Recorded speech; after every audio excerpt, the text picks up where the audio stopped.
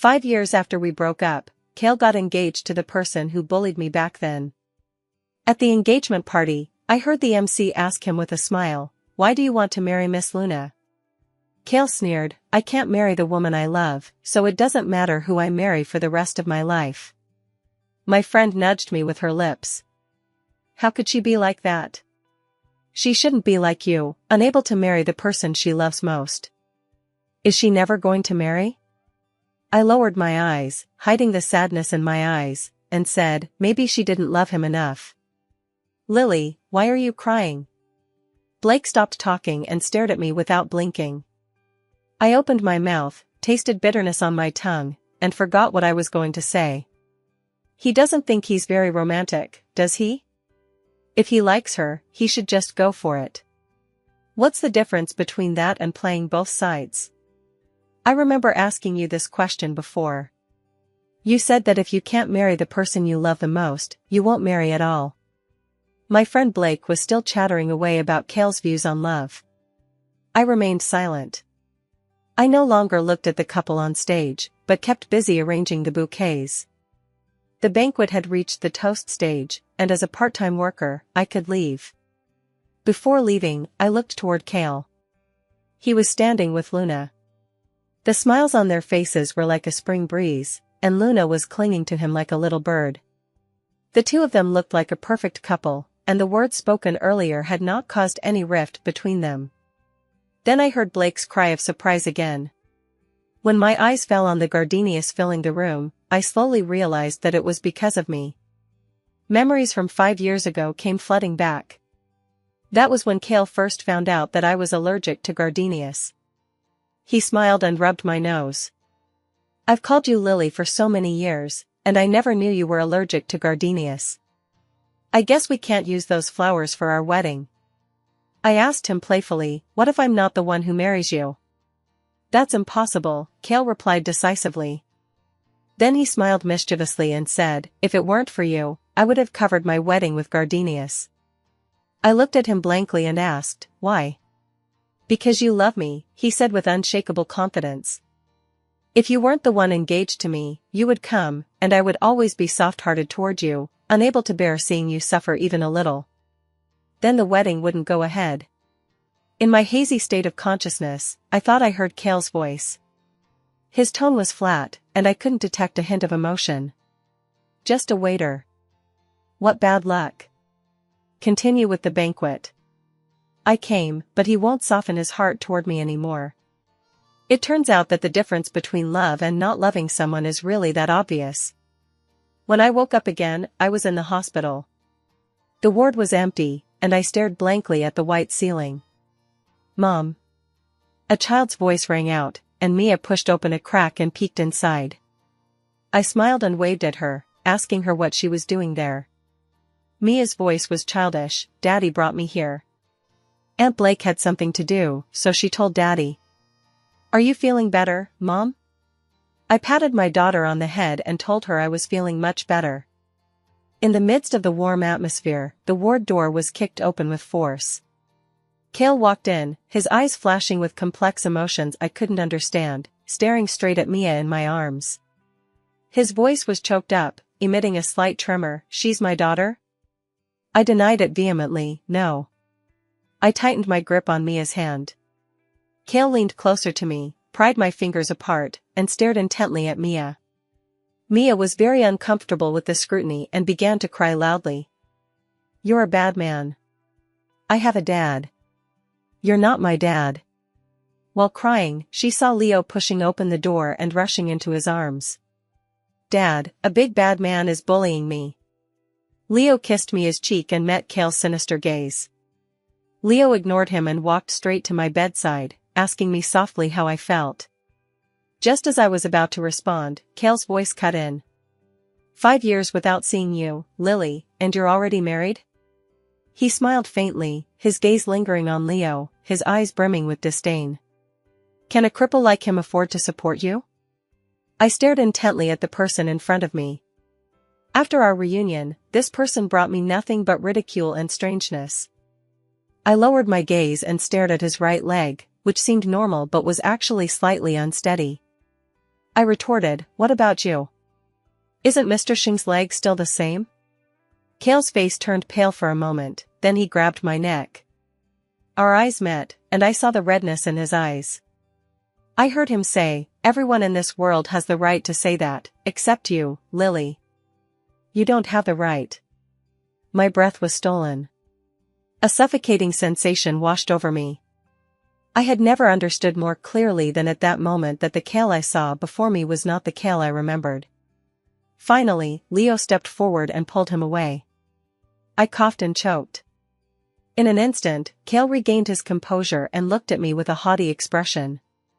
In that case, Ms. Lily can leave after paying the hospital bill.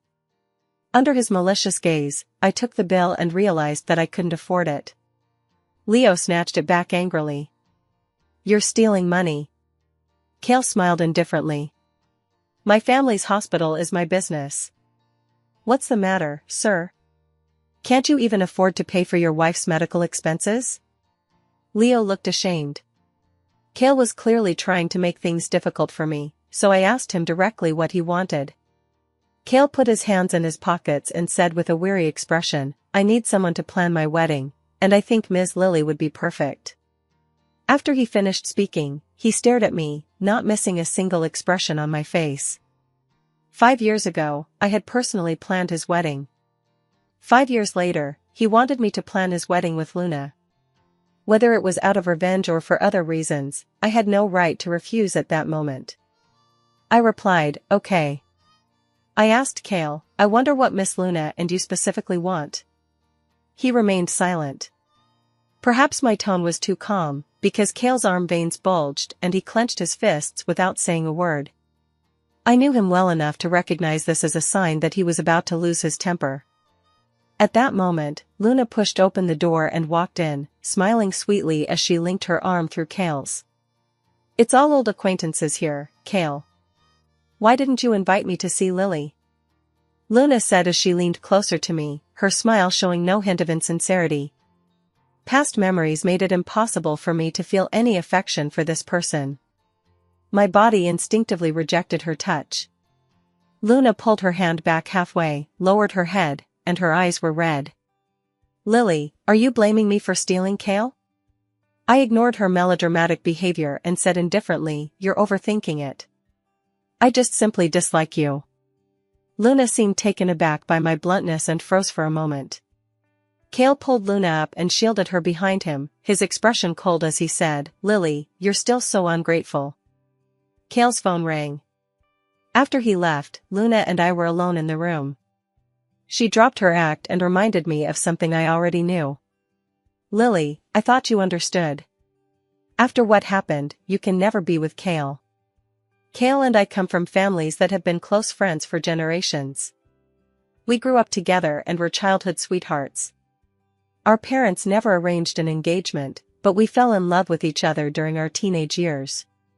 We grew accustomed to each other's company. In my senior year of college, having started school early, I had already reached marriageable age. Kale couldn't wait to propose to me. I happily accepted and personally prepared for our wedding. But on the day before the wedding, my dream of becoming a bride was shattered. Kale's father and my mother were killed in a car accident. At the time of the accident, they were hugging each other tightly. Soon after, a large number of photos were leaked, all showing my mother and Kale's father in intimate poses.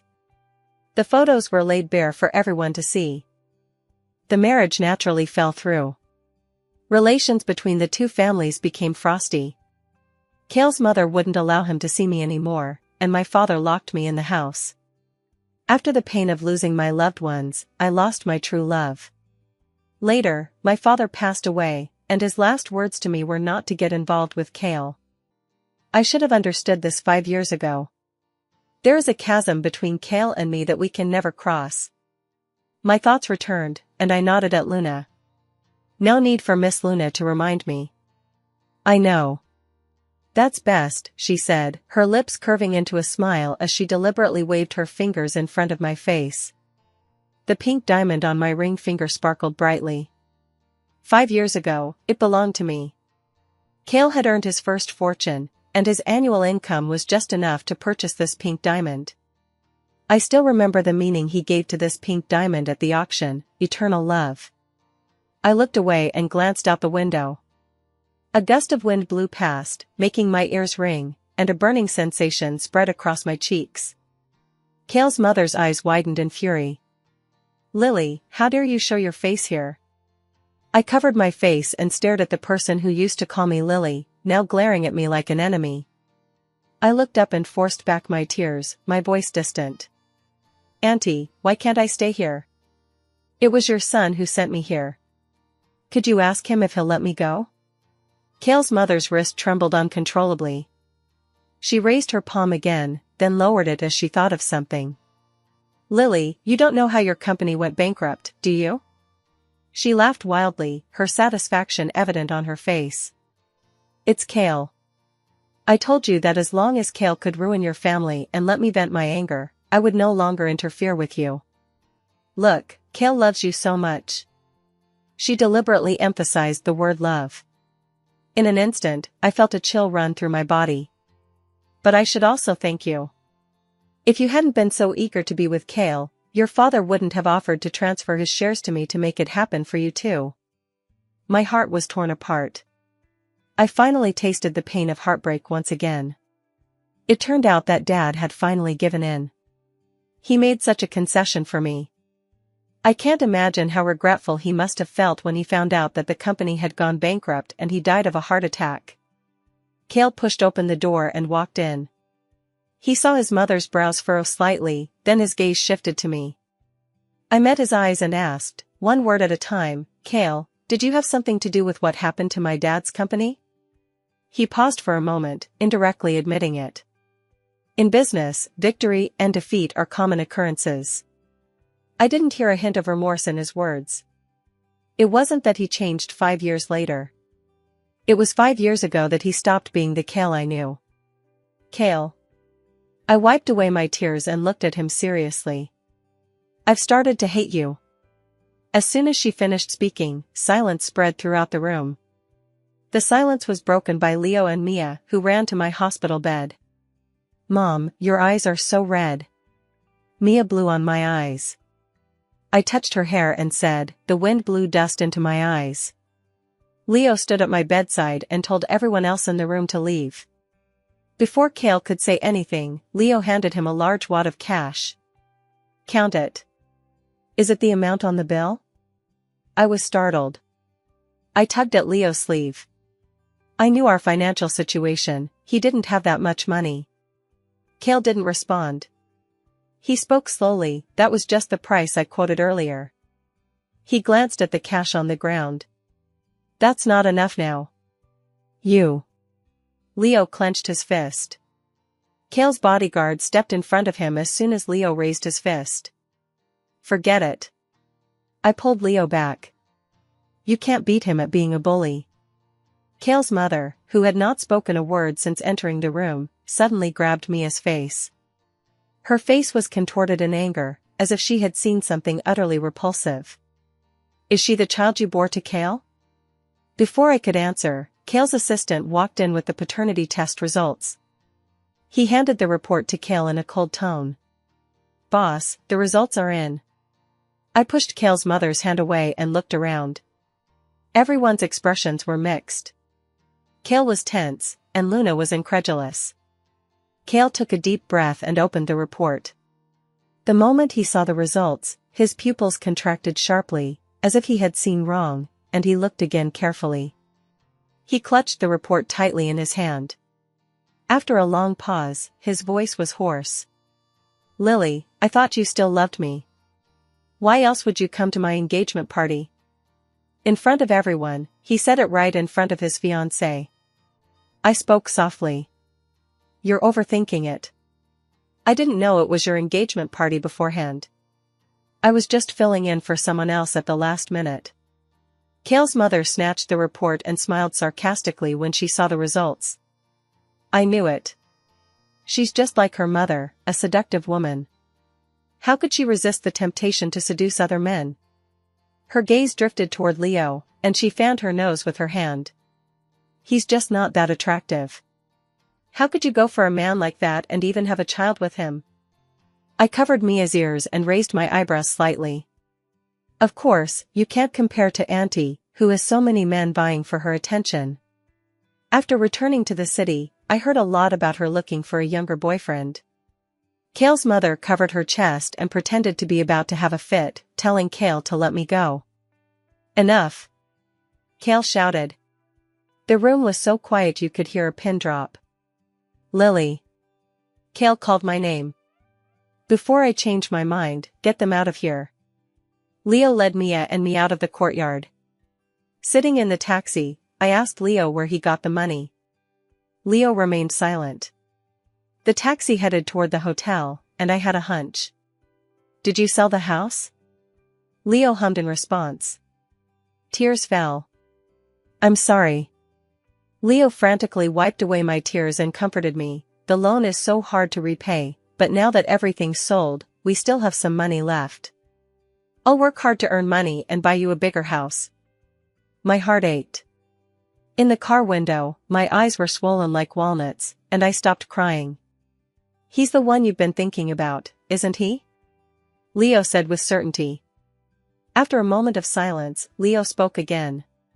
He's not worth it.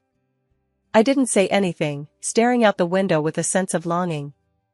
Thinking of the name Kale, my heart no longer raced, but instead felt a faint, lingering pain. I realized that I no longer loved Kale.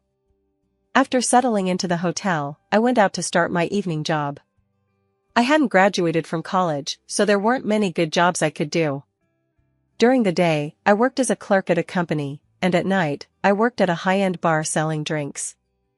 Kale sat down in front of me while I was mixing drinks. He reeked of alcohol, his eyes were glazed over, and the light shining on his face revealed a hint of disappointment. Other customers came up to chat with me. I wasn't surprised. Just as I was about to handle it as usual, Kale stood up, smashed his wine glass on the floor, and swung his fist at the man's face. The scene became chaotic. The manager rushed over with a stern look on his face, but before he could say anything, Kale slapped a card in his face. Go ahead, I only have one request.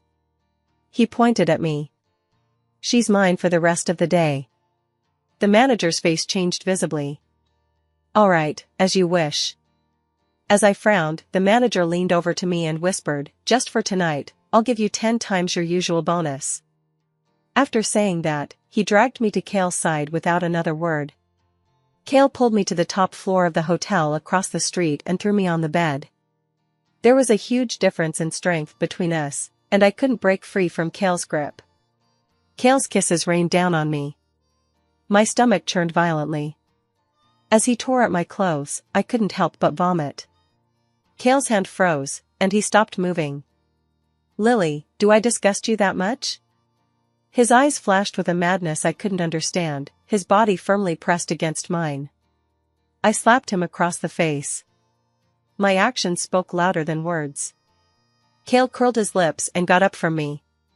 Forcing you is no fun, Lily. One day, I'll make you come back to me willingly. I dragged my exhausted body back to the hotel where I was staying temporarily. Halfway there, a muffled thunderclap rang out, and torrential rain poured down, disrupting my thoughts. I had to quicken my pace. I patted my face, composed myself, and opened the door, only to find the hotel empty. The cleaning lady who was cleaning the room kindly said to me, "Are you looking for someone here? A little girl is bleeding from her nose and has a fever. Her father rushed her to the hospital." I staggered. The words "bleeding from the nose" burned my eyes. Mia had just finished a year of treatment for leukemia. A bad feeling came over me. No, it can't be. No, it won't be. I kept reassuring myself as I rushed to the hospital. At the hospital, Mia was already undergoing tests. Leo sat on a chair with his head in his hands. I walked over and gave him a hug. After a moment, I heard extremely suppressed sobbing. The doctor came out quickly. Leo and I ran over and saw the doctor's expression of distress. Treat him as soon as possible. There's still hope, the doctor said, patting Leo on the shoulder. Leo swayed, seemingly unable to recover from the blow. No one knows Leo's feelings for Mia better than I do. She is the only child his sister left behind, and his only family in this world. That year, Leo saved me from the sea, and Mia was only 5 months old. I watched her grow from 5 months to 5 years old and have long since considered her my own daughter. I'll be with you. The doctor said there's still hope, didn't he? Leo wiped away his tears and forced a pale smile. Mia's treatment began quickly. She was very strong and understanding. However, after half a month, we faced a dilemma. We had no money. I suggested to Leo, there was a foundation that said they could help. I'll contact them right away. Leo held my wrist. I didn't understand what he meant, but I still made the call. The person on the other end of the line said awkwardly, "Ms. Lily, it's not that I don't want to help you, but have you offended anyone recently?" The phone was hung up. I slumped to the floor and asked Leo, "You already knew?" Leo nodded. No wonder Cale hadn't shown up in front of me for the past half-month. No wonder he said he would make me beg him. Cale was even worse than I had imagined. I stood up and smiled bitterly. "Don't worry, Mia will be fine." When I arrived at Cale's villa, he was not surprised to see me. He held a glass of red wine in his hand and sipped it slowly. It felt like there was a blade cutting through my throat when I spoke. I asked Cale what I had to do for him to lend me money. "I want you to divorce Leo," he said lazily, tapping me with his finger. "If you're not married, how can you get divorced?" "Then what?" He let out a groan and spoke in a tone of great compassion. "The villa is still missing a servant." Seeing my cold expression, Cale said cheerfully, "Did you think I would say lover?" Disappointed? I really wanted to ask him if he wasn't afraid of hurting his fiancée's feelings. Cale seemed to read my mind and laughed mockingly. "I told you, I don't love her." Luna, who had just walked in, heard this sentence clearly. Cale wasn't afraid that she would hear him, not even shifting his gaze. His eyes remained fixed on me. "This has nothing to do with you, Lily. You need to understand that you are the one begging me. Power is a good thing." I realized that from Cale. I replied softly, "Okay." Almost the moment I agreed, $1 million appeared in my account. "What time?" Cale asked. I shook my head, "No need." Cale's expression changed. "What do you mean?" "We're not married, so there's no question of divorce." Cale's expression clouded over, then cleared. "What about the child?" I told him the truth. Cale was a madman, and who knew what he might do to Mia. At least telling him the truth wouldn't involve her. "Lily, do you know that just thinking about you being with another man for the past 5 years and having his child made me want to kill him?" Cale's tone was completely serious. After we settled everything, I left. Cale, unusually, didn't give me a hard time. As I passed Luna, I saw that her fingers were clenched tightly into her palm, leaving a slight reddish hue. She liked Cale. I had known that for 5 years. Back at the hospital, I transferred the money to Leo. Leo's voice was hoarse. "Did you go find him?" I avoided answering. The most important thing now is to cure Mia. Without the financial burden, Mia's treatment went smoothly.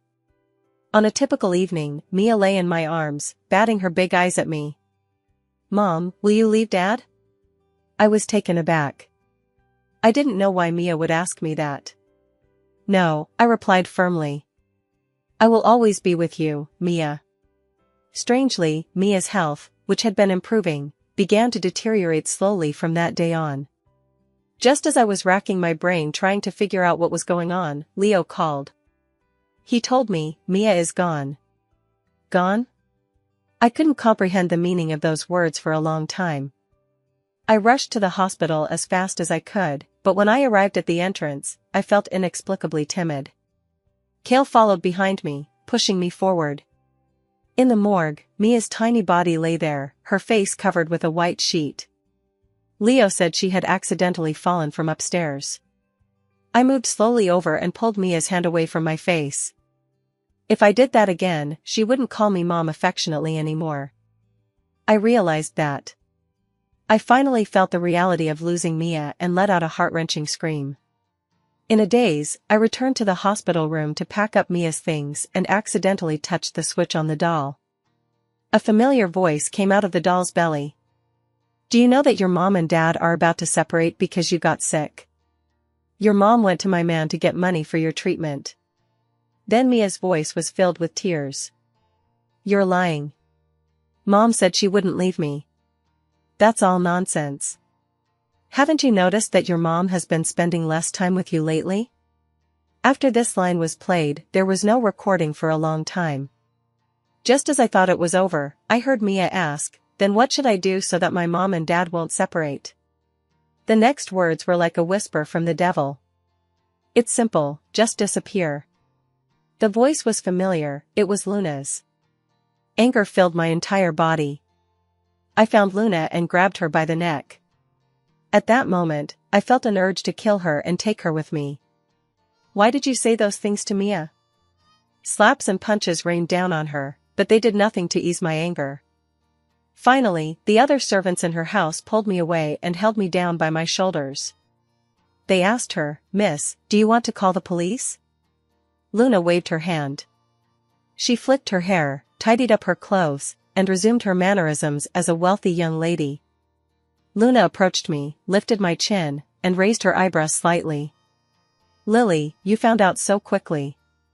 It's all your fault. If you hadn't insisted on coming back, she wouldn't be dead." I gritted my teeth and told her the truth. "Cale never loved you."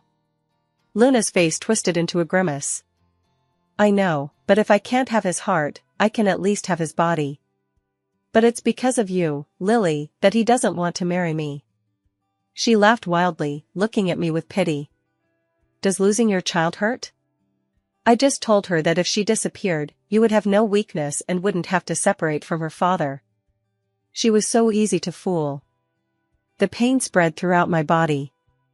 I burst out with unprecedented strength, broke free from the maid, and punched Luna.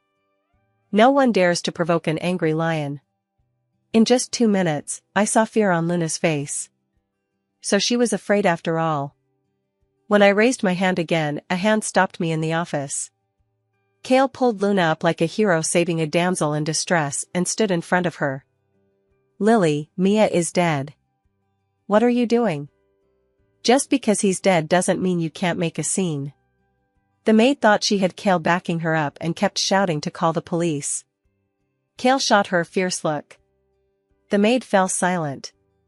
Luna's sobs could be heard in the room. Blood began to drip down. Cale impatiently rubbed his forehead and ordered me, "Apologize to her." I pursed my lips and said nothing. Cale raised his voice. "Lily, you beat her up like this for a stranger. Do you want to go to jail? Unrelated people? Just because we're not related by blood, you can brush it off as if it never happened?" I laughed coldly. "Cale, do you know that we once had a child?" Cale's pupils dilated slightly, he stood up straight, his expression blank. He moved his lips, wanting to ask something, but didn't dare to speak. "Do you want to know where he is now?" I asked him softly. Luna began to panic, clutching Cale's arm and shouting, "It hurts so much, Cale, can you take me to the hospital?" Cale had been standing there like a statue since I finished speaking, just staring blankly at me. A pain spread through my abdomen, and I felt as if I had been transported back to 5 years ago when I had lost my child. I said slowly, "You should ask your fiancée. She was the one who gave me the abortion pills. She said it was you who didn't want the child. 5 years ago, Luna and I were best friends. After my mother and Cale's father passed away, I was locked up at home. I was selfish and wanted to run away with Cale. My father confiscated my phone, and the only way I could communicate with the outside world was through my best friend Luna, who had grown up with me since childhood. For several days, I vomited repeatedly, thinking that something was wrong with my body. It wasn't until my period didn't come that month that I realized I was pregnant. I told Luna to ask Cale if he was willing to leave everything behind and go with me. I knew that if I stayed here, there was no way I could keep the baby. Luna said Cale agreed and told me when he planned to take me away. On the appointed day, the villa was empty. I thought Luna had found a way to send them away. She handed me a glass of water and spoke softly, expressing her reluctance to part. I was deeply moved and drank the water without any hesitation. Until blood flowed from my legs, Luna finally revealed her true colors. "Lily, you're still so gullible." She looked down on me with the same contemptuous gaze one might reserve for an insect. "Do you think Cale would abandon such a large estate to take you away? Don't even dream about it. This medicine was given to me by him." She left without any lingering feelings, leaving me alone, calling out to heaven and earth, but no one answered. That evening, when my father returned home and saw what had happened, he suffered a heart attack. I finally managed to call for emergency help on my phone before losing consciousness. When I woke up, I was told that my father had died after unsuccessful resuscitation and that the company had gone bankrupt. Naturally, I was unable to keep my child. Pain, regret, confusion, and a mixture of emotions. I dialed Cale's number over and over again, wanting to ask if it was what Luna had said. The phone always rang unanswered. I dragged my sickly body to find him, only to be told that he wouldn't see me and to get lost. 5 years have passed, and I thought I wouldn't feel so much pain anymore. But today, the pain invaded my marrow again. I vomited blood and fainted. When I woke up, my palms were numb. I moved my body slightly, and Cale looked up from my palm, his eyes flashing with joy. "Lily, how do you feel? Are you still uncomfortable?" His beard was unkempt, and his suit, once elegant, was now wrinkled and disheveled. Tears streamed down his cheeks as he said in a trembling voice, "Lily, you scared me to death." I closed my eyes and turned my head away. Cale walked over, knelt by my bedside, and his disgusting hands moved around my eyebrows and hairline. He said with difficulty, "I didn't, Lily. I didn't drug you. I'm so happy to have a child. How could I harm him?" Cale's eyes filled with tears, and he cried uncontrollably. "I was wrong. I shouldn't have avoided you when you came looking for me." He pulled up his pants, revealing a large, ugly scar on his calf. "Do you know how I got this scar? On the day I planned to leave with you, my mother locked me in the house, with 10 bodyguards guarding the door. I had no choice but to jump out the window, and when I landed, I was cut by a tree branch. I dragged my bloodied leg to our meeting place, but you didn't come, Lily. I always thought you had changed your mind." Cale took my hand and placed it on his cheek. "Lily, I was wrong. I shouldn't have believed Luna." A flash of cruelty crossed his eyes as he made a solemn promise to me. "I swear, I will make her pay for this." I still didn't say anything. I just cried silently. Cale panicked and ran out quickly, pulling a doctor to the bedside. "What's wrong with Lily? Why isn't she talking? Didn't you say she was just a little weak and that there was nothing wrong with her body?" The elderly professor examined me with trepidation. His final diagnosis was aphasia. The professor raised his glasses and said solemnly, "The patient's condition is psychological. It can occur after experiencing trauma or enduring pain that is unbearable for most people." Cale's Adam's apple bobbed as he asked me when would be a good time. The professor shook his head. "I'm not sure either." After the professor left, Cale knelt in front of me. "Lily, I was wrong, Lily." I still didn't want to see him, so I closed my eyes. What good does it do to admit my mistakes now? My baby, my dad, and my Mia are all gone. Cale. Half of this is my fault for loving the wrong person, and half is your fault. We are all sinners. We deserve to go to hell. Cale took me to a quiet villa to rest. I didn't make a fuss and left with him. Cale started leaving early and returning late. He called Jenny, the nanny who had taken care of him since he was a child, to look after me. He said he had a big fight with Luna. I don't know how Cale managed to stop Luna from calling the police. It's all about power. I've always known that Cale is a business genius, and that Luna's family is no match for his company. I knew it was only a matter of time before Luna's family went bankrupt. A month later, there was a commotion at the door. I waved to Jenny and motioned for her to tell me what was happening outside. It's Walt with his wife and daughter. They came to ask for your help. I sent them away. I typed on my phone, let them in. I wanted to see Luna look up at me. Luna's parents came bearing gifts. I glanced at them and saw that they were all luxury items, worth a lot of money. He was a smart man, but it was a pity he had a daughter like Luna. As soon as we entered the door, Luna's father slapped Luna in front of me. He bent his waist slightly, his voice pleading. Ms. Lily, I know what my daughter did to you. I promised to discipline her properly. I hope you can persuade Mr. Shim to go easy on our family. I curved my lips in a mocking smile. Jenny spoke my mind. Mr. Walt, your so-called lesson is just a slap on the wrist. You really love your daughter, don't you? Luna's father clenched his fists and walked toward Luna. Luna backed away step by step, panic flashing in her eyes. Dad, Lily won't let us off the hook. She's deliberately taking revenge on me. Luna's father hesitated for a moment, then firmly slapped Luna across the face when I showed him patience. The room was filled with Luna's cries and pleas for mercy. Occasionally, he cursed at me. Lily, don't gloat. This moment will pass, and I'll make you pay for this someday. How satisfying. Luna's original wounds hadn't fully healed yet, and now she was unconscious from the additional injuries. Luna's father stopped, panting, and when he spoke again, his tone was tinged with anger. Ms. Lily, are you satisfied? I typed send them out to Jenny. She waved her hand, and several tall, muscular bodyguards came in and escorted them out. Luna's father couldn't believe it. Lily, what do you mean? I've already disciplined Luna. But I never said I would plead for you. You are too self-righteous. Luna's family went bankrupt quickly. Creditors came knocking on their door one after another. On the day Luna's family went bankrupt, Cale didn't go to work. He came to me to boast. Lily, did you vent your anger? I kept my head down and read quietly, as if I hadn't heard him. Cale continued, I know that's not enough. I'll leave Luna to you to deal with.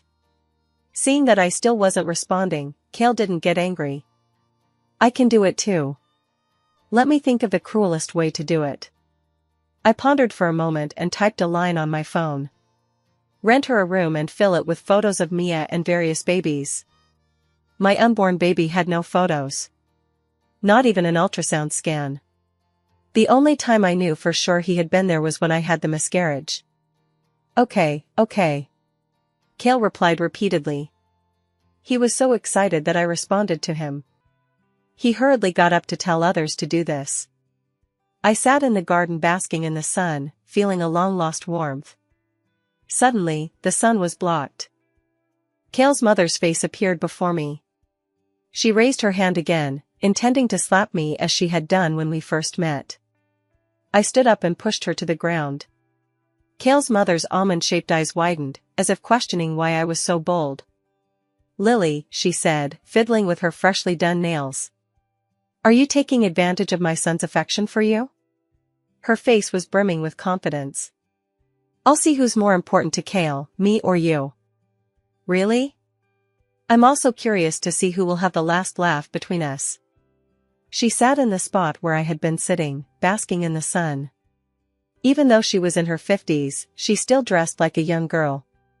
I never really thought about when her attitude toward me had changed, but I just felt that she was no longer the aunt who loved me and doted on me when I was a child. Now that I think about it, it wasn't actually after my mother and Cale's father died.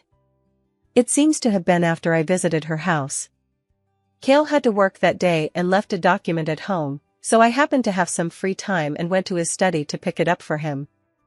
When I left, the villa was quiet. Because Cale wanted me to leave in a hurry, I often came to his house, so I didn't disturb anyone. It seemed that from that day on, his mother's attitude toward me changed. Sometimes she even tried to probe me with her words. I never thought about it in detail. Now everything seems off.